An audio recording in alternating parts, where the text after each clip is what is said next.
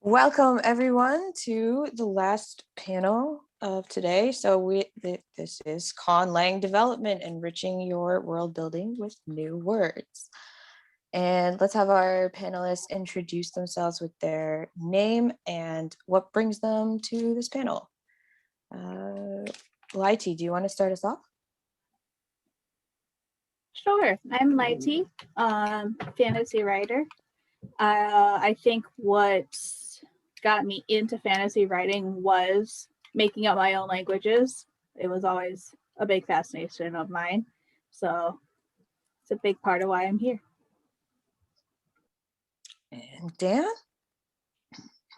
I'm Dan Fitzgerald. I write, as I say, low fantasy for people who like D&D but wish there were more role-playing and less fighting. And I got into ConLangs because I'm a language teacher. I speak French and German and a little bit of Spanish. And I've also studied Old English and Middle French. So I've been always fascinated by the mix of languages and how they evolve, etc. That's a great variety. Diana. Hi, I'm Diana Gunn. I am the organizer of this event and also a fantasy author. My book, Moonshadow's Guardian, is currently available. And right now I'm working on releasing the second book this year, but I'm also working on a second series in the world of Moonshadow. And so I've started to build a language for that. I started listening to the History of English podcast, and that thank you, Jade, for that recommendation. The History of English podcast is incredible, and it really got I've always had some interest in linguistics, but this podcast really got my brain thinking about how languages evolve and grow. And so that's sort of the angle that I started building at a lot of the framework that I'm working with. Excellent. And KJ. KJ Herwick. I got my start in high school. I was just, started learning French, and then in college. And then when I was playing the Myst game, I started toying around with Denis, but there was really nobody at the time that was doing the language. That actually came later after I'd stopped doing it. From there, I moved on to Quenya and Sindarin, Tolkien's Elvish languages. I joined the Vineyard Tangor for a while, had fun with them, learning how to grow languages and how they were broken down, how they kind of got, manipulated by regions. And then I just started working on my own. So I've got 2 started languages that I've been working on. One of them is humongous. I've got a huge dictionary. The other one's just a smattering of words. So, and hopefully if anybody's following me, you will see that stuff start showing up in my books as well. Awesome. Okay, so the first question I want to talk about is, when you're developing languages, do you think at all about sort of the purpose behind what you're specifically doing with ConLang in your work? Like, what purpose does it serve to your story or your characters? Sometimes. With language is a tricky thing because you have to have not only the words, because that's kind of what comes first, is just thinking about the words, but you also think about the sound. How do people talk? Are they, from the north and their voices are rougher and they're harsher and maybe they have a lot to say in just a few words? Or are they a civilization that's been around for a very long time and they've got more of a melodious tone to their voices and they use big words and very cultural references? And so you kind of just have to start pairing the 2 together almost immediately. So yes. Who wants to go next? Dan? Can you briefly repeat the question? I got lost in listening to the answer. What purpose do you think about ConLang serving specifically to your plot or your characters in your work? Right. My answer is quite a bit different because for me, that's the part that comes first. For me, it's all about, so my books tend to be about interaction between different cultures. And so the language serves as, one piece to show the difference between the cultures. So I don't have like dictionaries of conlangs or anything else. I have a few words here and there. But for me, it's really about what is the experience of learning a language? What's the experience of communicating with someone that you can't speak, where you don't speak the same language?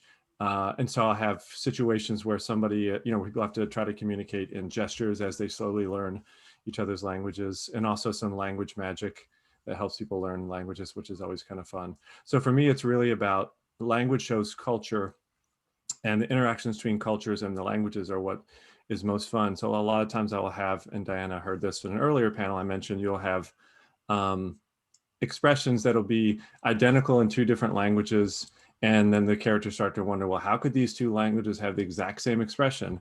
Or you have languages that have a slightly similar but also a little bit different expression.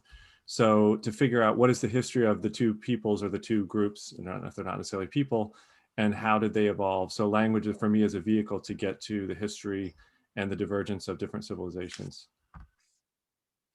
Yeah, I really I think the divergence of different civilizations is the thing for me. Specifically, when I started building Marquette, I wanted to build a language to differentiate the subculture that exists in the northern part of Moonshadow, because it's very different because of the sheer amount of snow and the sheer intensity of the winters when you get that far north. And so, they do have a somewhat different culture. And part of that is that they have this ancestral language that they've maintained over a really long time. And that language has been changed by their, being part of Moonshadow and interacting with the rest of the kingdom. But mostly it's something that they keep to themselves, and they do try to keep pure because it is such a strong part of their identity. And I really wanted to build that out so that I could give the characters who are from that subculture in my coming series a strong feel to them, and make them more unique, have them use these words just sprinkled in throughout their language to really reinforce that, yes, they are part of Moonshadow, but they are a very distinct part of Moonshadow. Yeah, I Enlighten. definitely, sorry. I definitely use different languages a lot like Dan, in use as like a language barrier between cultures, and also as my way of making my world a little more believable, in the way of expanding my understanding of the world and the reader's understanding of my worlds, and how they are, I think I have a cat in here, of just how believable my fantasy world can be. Love it. Thank you. So actually, one of the Q&A questions is related to the next question, which is has to do with people being monolingual. If you are monolingual, do you have advice for developing languages? It kind of goes with a question that I already had here with how to avoid pitfalls of making languages sound to the same or to very linked to an existing language. Who wants to start us off? I would say think about sound and culture. What is, where did this language start and where is it by the time the reader is engaged? And then think about how those people talk, how they move in the world. And you can sort of start thinking about the sounds that they make. Are they a guttural sound? Are they a softer sound? Do they speak really fast, really slow? Are there letters and sounds they don't use? So little things like that, then you can kind of go, okay, this is a rougher species. This is somebody I want to show is just a very dark world, dark people, and everything is just very rigid. So you want to make the sounds sort of go along with that, to just reinforce that this is a dark, rigid culture. So I love that how you're using language to kind of reinforce the culture and the atmosphere you've created there. Yeah. Diana? So a lot of what I did early on in building my language was I just looked up things that we don't have words for in English that they do have in other languages. So obviously I spent a lot of time looking at German because you know how many words for all kinds of very specific feelings and things they have. And so, or you know what, if I was looking to replace a specific English word, I would look at, you know, what are different versions of this word that already exist, what do other cultures already use for this.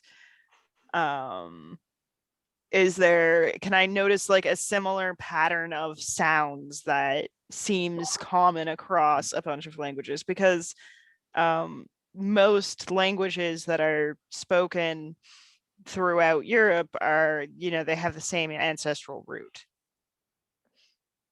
And so that is something that I think about.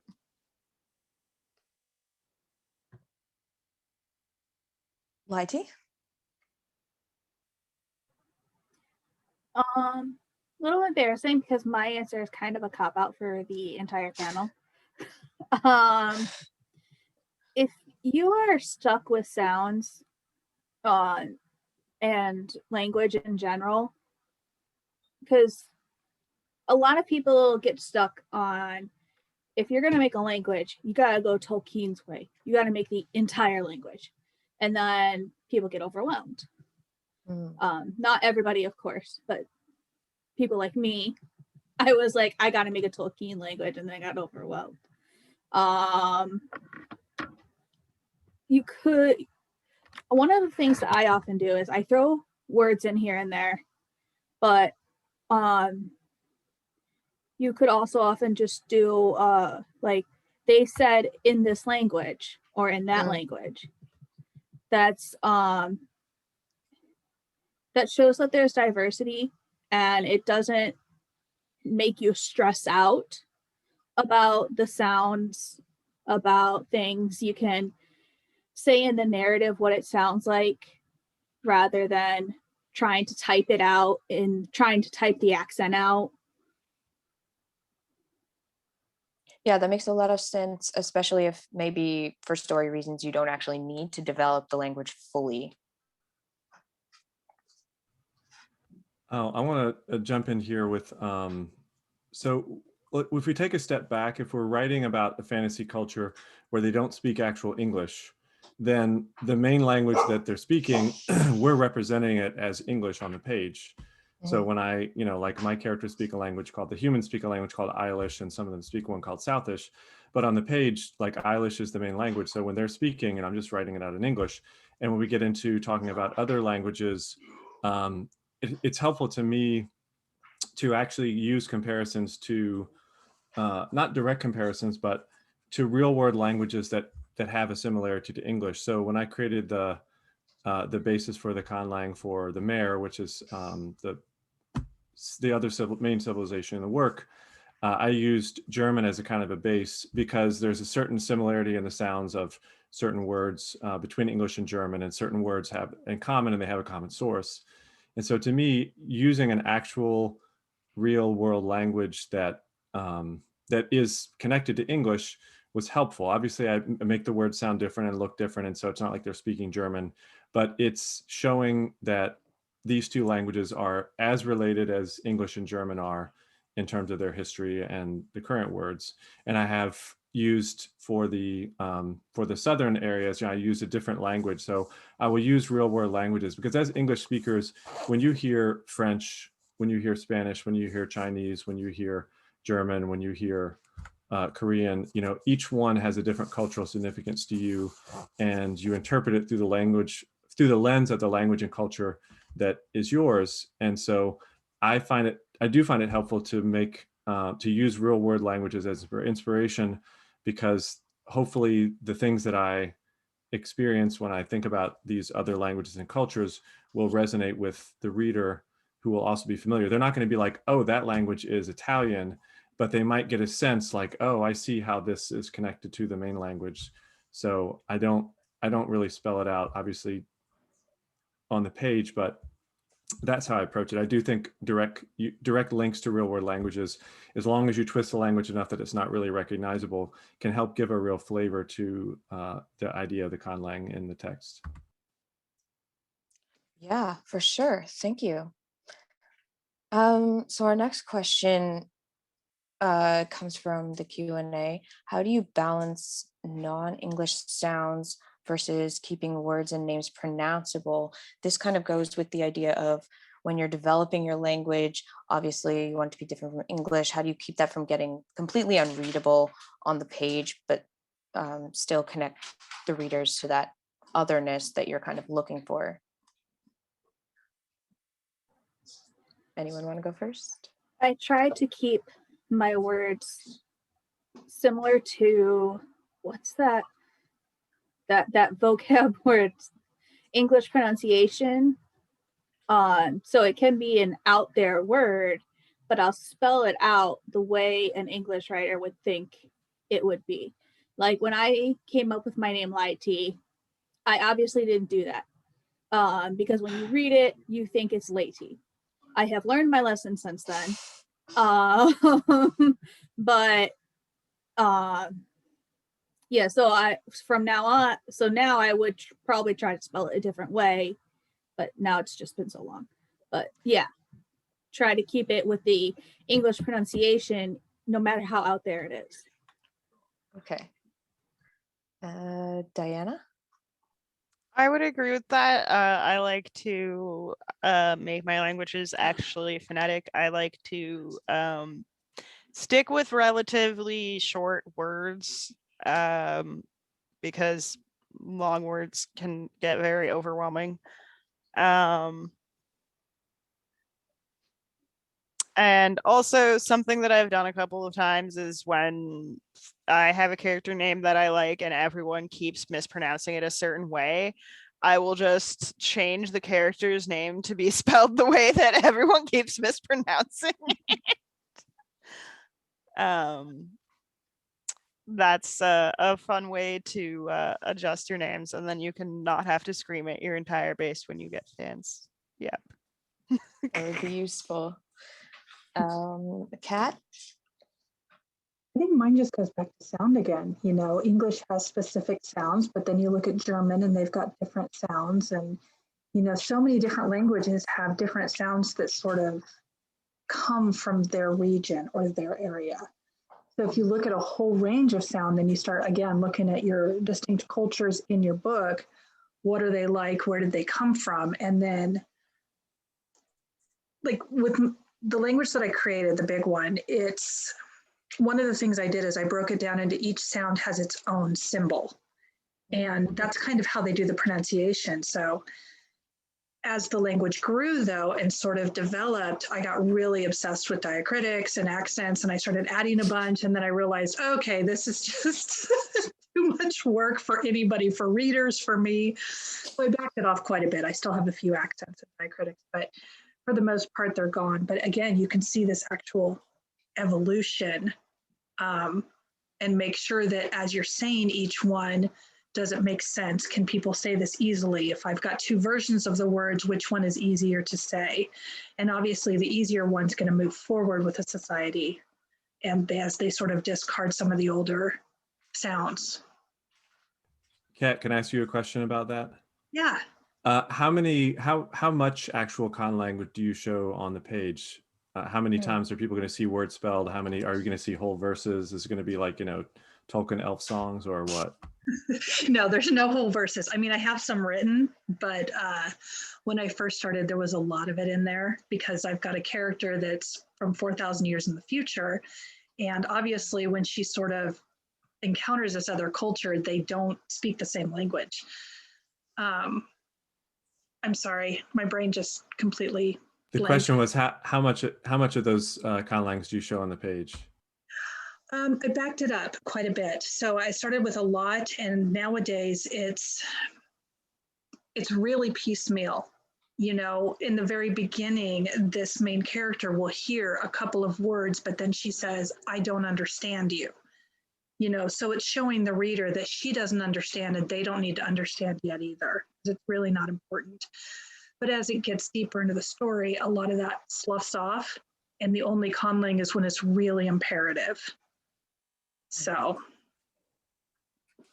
I like that. Actually, Dan, that kind of leads right into the next question of like, with all the development that you can put into conlang, beyond what you put on the page, how do you decide how to deliver that or how much to deliver to your audience, and in what order? How do you keep it from being an info dump or purple prose? Well, I would like to jump in to start, if that's all right.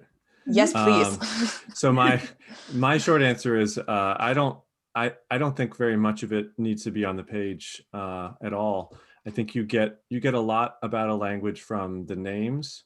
So the character names, and going back to the previous question about pronunciation, I mean, if your readers aren't struggling to figure out how things are pronounced, are you really even writing fantasy?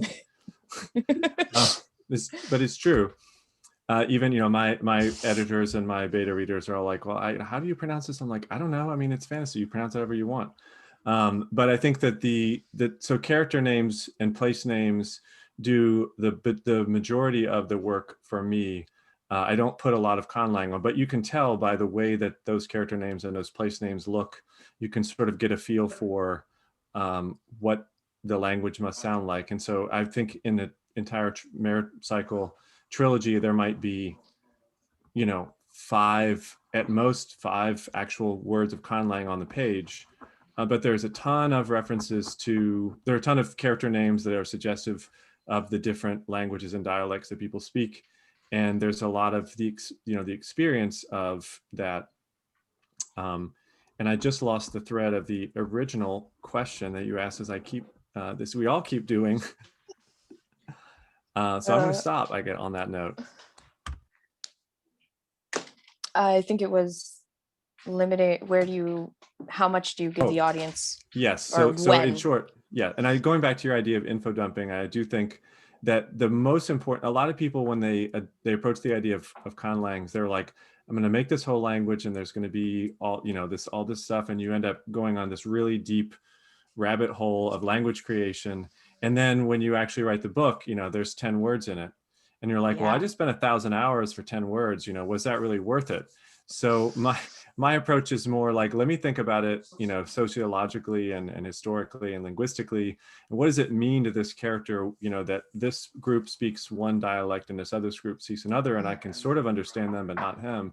So to me, the bulk of the work of conlangs is not words on the page. It's the experience of speaking and learning and experiencing the differences in languages more than the actual, dictionaries. Not to say there's anything wrong with making a dictionary, because you might need that. It's like when you start writing a book, most likely your first 50 pages of your first book you write are just going to go in the bin, because you were figuring out how the world works and what's going on, et cetera, et cetera.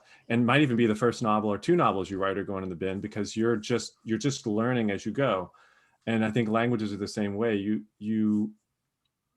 If you try to put all that on the page, you're just going to be confusing readers. But that work might be necessary for you to put those 10 words on the page. So figure out what work is necessary to do the real work, which is giving the reader the experience of a different culture and a different language. Yes, all very good points. Diana, did you want to speak to that? Yeah, so part of why I have so many words that I've developed at this point is because I decided pretty early on that a big part of this subculture is that people's names tend to be nouns and they tend to be specific things from nature. So I have a lot of nature words that I created, a solid like 40-50 nature words that I have on hand that I can use as names at any time, because as Jade will tell you, I'm terrible at naming my own characters, and half the time I just ask her to do it. Which I very much enjoy. I have many lists of names. It's one of the things I collect. But the other thing is, my stories, my worlds just kind of live in my head, and I have insomnia. So a lot of the time I'll end up having these flashes of inspiration at, 1, 2, 3 in the morning when other people would be sleeping. And then I'll end up writing 3 pages of ConLang. And I haven't used much of it for things other than names, but the one other area that I'm really thinking about using more ConLang as my book expands is prayer and ritual. I think that's a really effective place to sneak in a few more sentences of ConLang and to really like give it a magical, different, unique feel.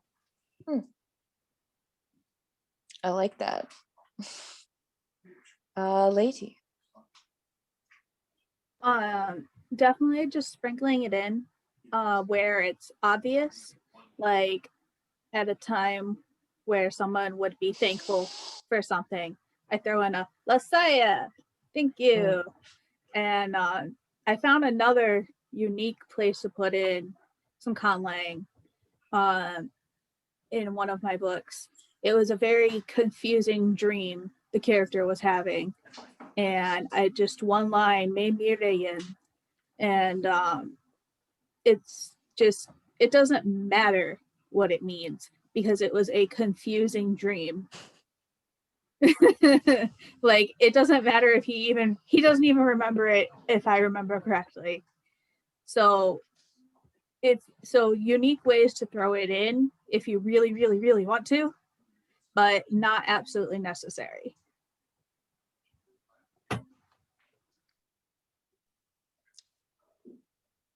And KJ?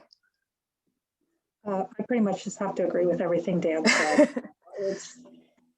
You could spend 1,000 hours for 10 words, but if you don't spend those 1,000 hours, I mean, sometimes those 10 words just, they have so much power when you do, because they really help bring this world to life that you're creating, you know. And then from those words, maybe the second book has 20 words, but you have that whole, you have it built already. So you already know what they're saying, you know what the impact is, you know if it's got a cultural meaning that's far beyond, you know, like a dual meaning that's specific to that world. So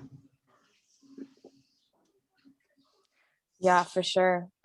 This is actually kind of a very meta topic, ConLang, since we're all writers or people who work with words in general. So we have this kind of deeper background understanding of how words and the words we use in the language that we're using them shape what we do and how we are and what we think about.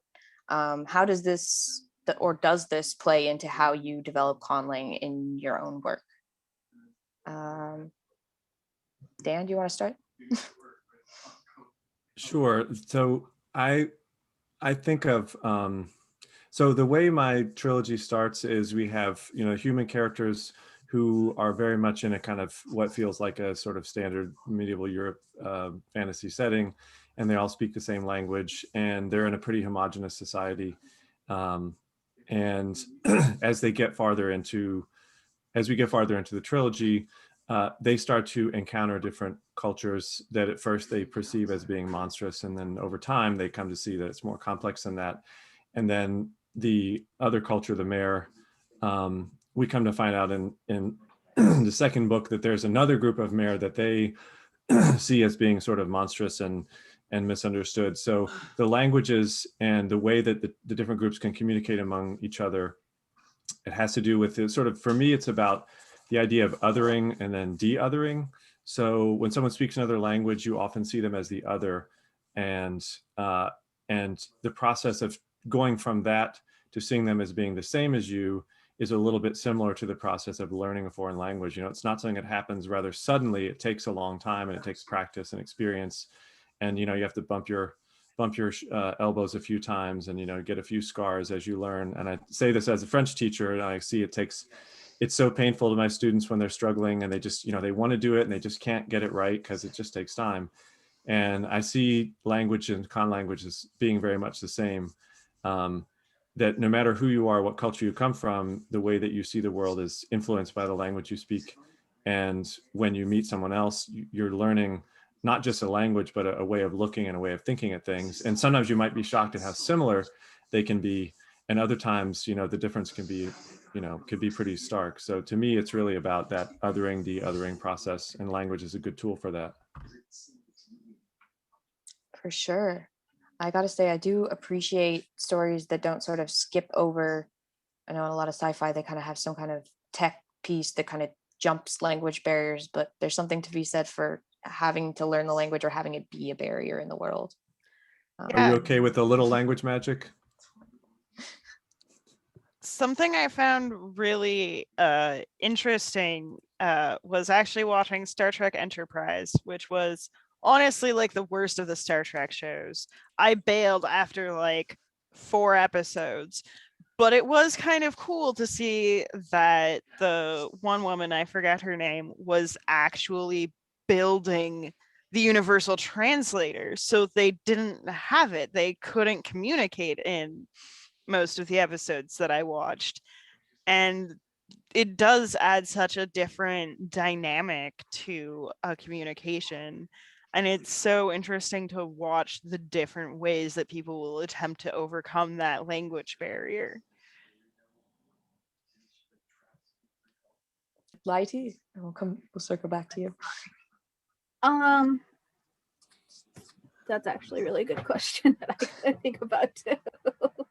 The only thing I can think of right off the bat is how I studied in school, in college, about how children learned language and how that's really starting to affect how I think about language. You know, words. When you first learn language, you don't understand that one word is one word. It all just kind of flows together. And I always thought that was just an interesting little tidbit fact. And that kind of affects how, like, it just kind of opens doors for how you can make language. And I think I'm getting off the topic of the question. I'm sorry. But it opens like different ways to make different languages and the ways to make them. And that's fun. Okay. It is fun. All right, we get to circle back to you, KJ. All right, wait. Yeah, so bringing languages together, it's one of the things that I did in my story is I've got 2 characters in the beginning that are separated by 4,000 years of language. Oh, They wow. don't understand each other at all. And Is it the same language? Sorry. well, it's actually, his language is a more modern version of her original language. What she did in the past actually impacted the future in many ways. And so what happens is they forge this connection, and actually it's the magic that helps her unlock the words in his language. It's sort of the shared knowledge that happens. So she can start speaking to him right away. And I did that just, so readers can not struggle all the way through the book with 4 different words that they finally learn. But even though she learns this language, she doesn't understand the impact of what's around her. So she can use these words, but she's still fighting with these ideologies of her life on a starship, and all of a sudden she's among people that are using swords and bows and arrows. And she's like, what's going on here? Like, we need to go here. We need to do this thing. But she's just clashing constantly with these cultural ideologies. There's one city she can't even ride through without a dress on because they are strictly very sexist. They'll put women in jail if you don't have a dress on. So she's like, that's just the most ridiculous thing I've ever heard. I never want to visit. But as she gets, further along in her journey, she realizes it's not so. It's just specifically the human culture that's really sort of stuck in this rigid cycle. So I think having the language helps her, but then she has to sort of take a step back and start seeing the world as it is, not as what she remembers it to be. That's very interesting. All right. If there are any audience questions, please feel free to drop those while we wait to see if we have any more of those. I'm going to take a flip tactic here for a second and ask the panelists, what is something that is to be avoided when you're creating ConLang? What do we not want to see, and maybe why? accidentally just making your conlang a different language, Google the words you make up before you start using them in your book to make sure that you're not like writing the Portuguese word for dick all over your manuscript. Important things. And to pony back on that, what's the word I'm looking for? Anyway, to add on to that, that's especially true for place names. I ended up using a place name, and fortunately somebody in in the Shadow Spark Discord let me know that the place name means, it's not anything vulgar, but it has this particular meaning in Japanese. So I'm considering, do I want to rename this place, or do I want to keep it because the meaning is kind of interesting? But I totally agree. You got to Google any word that you use because it could be a real word. Because if that meaning had turned out to be something vulgar or just something, completely inappropriate, like a science word in a fantasy setting, you don't want to be using that because you're going to throw off people who recognize the word. And KJ? I would say I guess one of the biggest pitfalls is for me when I read a story is when the language is just huge. It's just words are, 20 and 30 letters long. And I love Mercedes Lackey stuff, but some of the stuff she writes, like the language is so big that my eyes start crossing on the page and I start skipping stuff because I can't read it. So I can't even pronounce it in my head. So it's like my brain just goes, nope, let's just go to where there's English again. Wow. Well, this is why Those were my there's intro to fantasy. So yes. This is why there's the one character in the Stormlight archives who everyone just calls him Rock because his name is 30 letters long. Yes, exactly.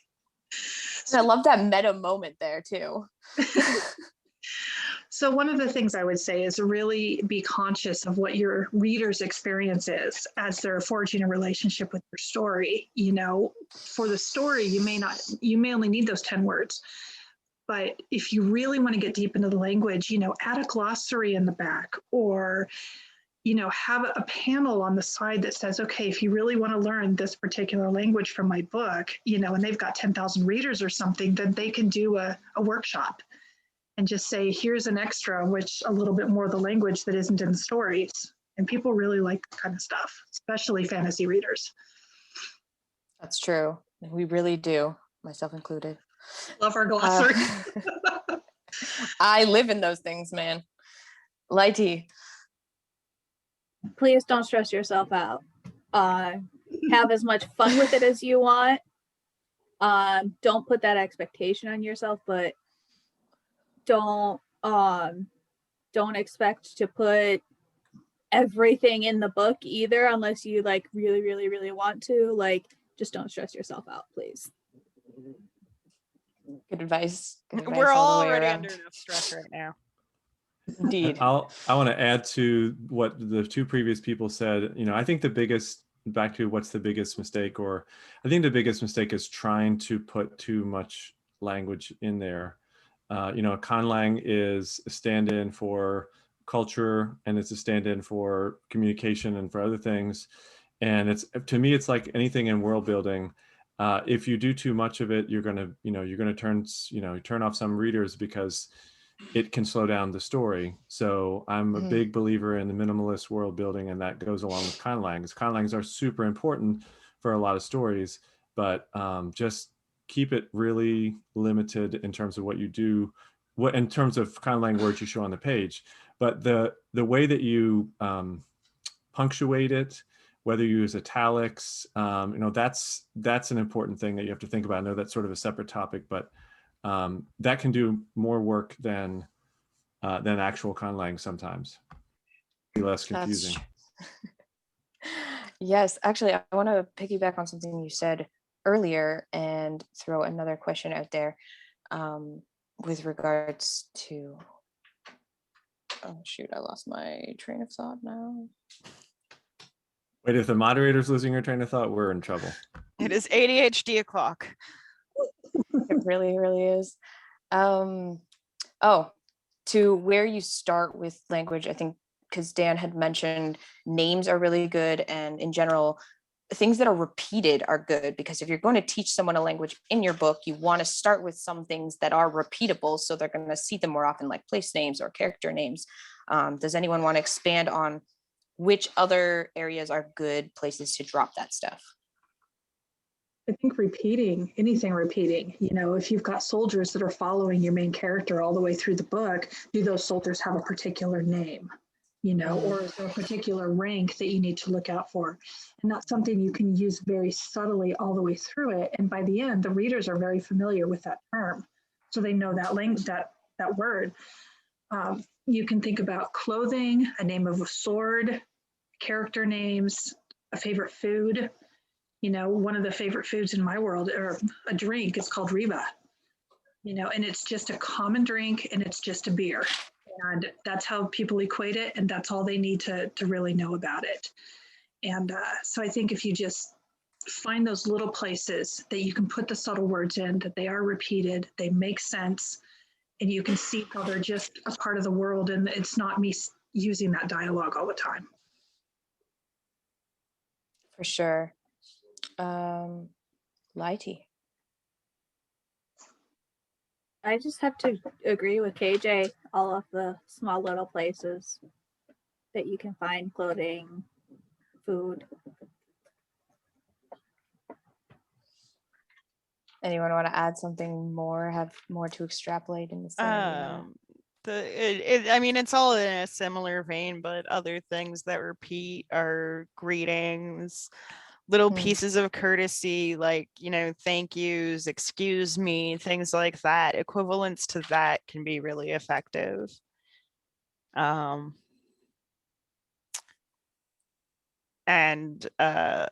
think that food and alcohol names offer a special opportunity because those are such integral parts of our cultures and of many of our lives.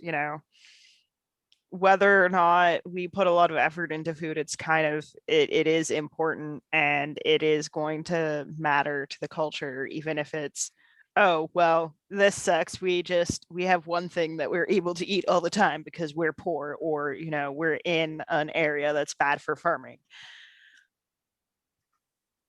That tells you a lot. I'll add one thing that hasn't been mentioned. Almost all of the ConLang words, maybe even all the ConLang words in my books, are for creatures that don't exist in the other culture. So, the main characters in the first book speak Eilish, which is a stand-in for English. And when they learn to speak Mare a little bit, the first word they learn is Kalar. And Kalar is the name of this creature that is, well, you'd have to read to find out, but they learn it because they know it's this dangerous thing that they have to deal with. And later on, they encounter other things that need to be dealt with. And those words are significant and easy to remember because they are directly associated with something. And they do give you a nice little hint for what the flavor of the language would be like without you having to, go all Tolkien. Is that how we say it? I always said Tolkien, but going Tolkien. Yeah, don't make me go all Tolkien on you. All right. I don't think we have any further. Well, there's one question I think we didn't talk about. Bethany asked a question about the older forms of the language. Oh, yeah. And I think that what Kat said kind of, that was in the Q&A. What Kat said was very interesting on that, about the 4,000 years into the future thing. Yeah, how would I just read Bethany's question? Do you work from a proto-language or older form of the language? If so, how do you realistically create sound changes and semantic shifts? Kat, did you want to speak to that question specifically? Yeah, I actually grow the language. When you think about an acorn, it's not yet a tree, but everything is inside it to become a tree. So when I first started my language, it was words that were used very commonly in this world. And then it turned into, okay, if somebody had to use these three words together, how would they do that? And how would that construction go? And would a different construction impact it in a different way for that character? And then, again, I kept growing it. I kept adding more. And then I kept going, okay, how can I merge these? And one of the thoughts I had is when you listen to kids today, kids, teenagers, young adults, we all have and we all merge words, or we verb nouns or things like that. So language grows in these cultural ways and just ways people talk to each other, ways people are silly with each other. And so I started doing a little bit of that as well. Like, how would a character say this just to sort of like throw some shade at another person just for fun? So I think growing it that way, and then you just grow the language, and then you start noticing little patterns, things that don't work for readers, things that work for your characters. So definitely starting from an older version of the language really helps. Particularly if you're going to show that language changing over time, I would imagine. Yeah. And that's the nice thing about working with a 4,000-year span. She eventually finally hears one word and is like, wait a minute, that sounds familiar. And so in her head, she equates it with the word safe. And suddenly she can take a deep breath like, okay, I don't have to just run like a chaotic beast into a wall, Yeah, that sounds good. Do any of the other panelists want to speak to that question as well? Yeah, so I don't exactly have an older version of the language, but what I do have is a bunch of notes about how Marquette has changed since the subculture. Marquette is actually the people, and it is the name for this culture as well. And so it's how this language has changed since they became part of Moonshadow. And so it's like, okay, well, originally Marquette was very compact. Words weren't really combined very often, but compound words are super common in the primary language of Moonshadow, in the language that they're doing most of their trade in. So they've slowly but surely started to have more compound words in their language. Little things like that, like little shifts in sounds or just how words are formed, rather than a whole built out previous version and new version of the language. Because I do not have the money that Tolkien had to just sit around building languages casually. I mean, he studied it. He was a professor. It was probably just like a hobby. Yes, but I don't. School is a lot of money these days, Oh, yeah. and so I don't even have the money to study it to the point where I could get paid to continue studying it. It's true. It's true. Or I would be right now. Yes. Do any of our other panelists want to speak to this question as well? I would be pleased to. So I think about, I don't show it a lot on the page, but if I were going to, I mean, I refer to a lot of ancient languages and I show people reading and trying to decipher them. But if I were going to, I would do it the same way that I think of Latin and French, because those are the ones I'm familiar with. So in general, Latin words were longer, and when you get into French, they tend to get shorter. And I think that happens a lot as languages evolve. So if you're trying to think about how to show changes, I would tend to make words shorter. Or I mean, the other option is, of course, you can make them longer, but that's an easy way to do it. Like the middle syllable tended to get dropped out, or the last consonant tend to get dropped out in French. And the other thing is, you don't have to show the phonetic changes. You can merely show the fact that certain words that are the most important may not change much at all over history, and other words might change, totally. So in my world, the word for magic turns out to be the exact same in modern Mare as it was in ancient Mare, but a lot of the other words have changed completely. And so seeing what changes and what doesn't change, I think, is more valuable to the reader than how different the spelling is, or whether it has a prefix or a suffix. Lady, did you have anything to add? I haven't gotten to that point yet in my ConLang development, but because I'm aware of how much thinking I need to do and how much studying I need to do for it, and just like Diana, I don't have the time or money to focus on it. But definitely taking everyone's advice. I'm aware of you know, I would be shortening words, I would be combining words. Definitely everything would be easier to say as time goes on and shorter to say. Interesting. I think it could Yeah. also be interesting to add, if you have multiple conlangs, to show how the influence of how does a language get from A to B. The influence of a third language can be valuable. So you show that the language of this area or place or people was added as their histories merged. All right. We are Before we getting wrap up, I do want to throw out a couple of resources for people who are interested in further studying, but who, like me and Leti, don't exactly have a ton of money lying around the house. First, I'm going to post a link to that podcast I mentioned earlier, the History of English podcast. I will post that both in the chat here, and I will post that in the Discord. And the other thing is Crash Course, who does a bunch of really cool YouTube series, just giving you the basics of various topics, has released a Crash Course Linguistics last year. And that's a really great place to start if you just want to get into the basics and do some basic development. I also have some blog and book recommendations I can drop there as well in the same vein. And yeah, as we are getting to the end of our time, we are going to go around to each of our panelists one more time. I'd like you guys to give any closing remarks, any thoughts that you didn't get to share over the rest of this panel, and also tell us where you can be found online and where your books are sold. Who wants to start us off? I'll start. No real closing remarks. If you want to build a language, just start building a language. Start feeling out whatever makes sense, and then just read whatever you can. Look up some resources. Look at how other authors have handled language in their books, the ones that you really enjoyed. And then if you want to follow me or find out my ConLang or anything else, or just say hi, you can find me at authorkjherowick.com.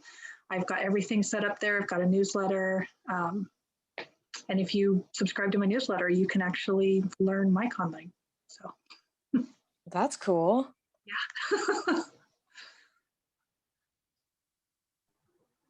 Have fun with it. Sorry. Just have fun with it, and no stress. Just enjoy it.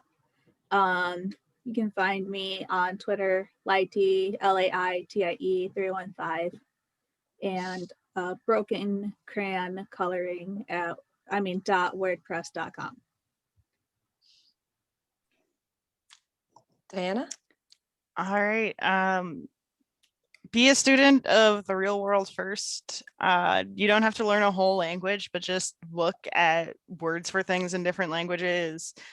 You go through the Crash Course Linguistics, get a basic feel for how languages evolve and work, and go from there. The thing is that learning those things will inspire you to create better words and better language rules than you'll ever get trying to create it from a perspective of what you need for your story. If you really start thinking about language organically, you will get much further. As for where to find me, I have an author website, authordianagunn.com. I also provide free resources for authors at businessforauthors.com. And I do have a Ko-fi, which, as well as being the official place of funding for this event, there is a Ko-fi store that has my books in it. Donate to the Ko-fi, everyone. And Dan? Yeah, so I put I'm Dan Fitzwrights pretty much wherever you go, either .com or Twitter or Instagram. And a little bit of word inspiration. I'm sure we probably have some people in the audience who are doing this for the first time. And I just want to emphasize, you don't have to create a whole ass ConLang. I'm a language teacher. I speak several languages, but I didn't create a whole ass ConLang, and that's okay. But I would agree with Diana that says, learn if you want to know how to make a ConLang, and you've never taken a language class or it's been a long time, get on Duolingo or another language learning app and just, just start sawing away at it and seeing what that experience is like. And maybe do, a couple of different ones. Do a European language if that's your background, and then do something that's totally different. Try Arabic or, Thai, so that you have the experience of both what it's like to learn a language that's somewhat familiar to your home language and what it's like to learn a language that's completely different. And that will inspire you. But ultimately, you don't, I've written a whole trilogy with maybe 10 words on the page in ConLang, and that's fine. Some people enjoy the process and some people find it useful to do deep dive research and make dictionaries and languages, and it's really fun, as Lighty said. And I know that that's what Kat likes to do, is she likes to create dictionaries. Everybody's different. So if making a dictionary and making a whole language is fun, definitely do it, because your story will show that enthusiasm and love. But if that's not, the way you roll, you can still do a good job with ConLangs. And I really feel like you don't have to spend an eternity. Just think about it and care about it, and, put that care on the page. Yeah, I think that's really important to remember. Thank you, everyone, for your participation in this panel.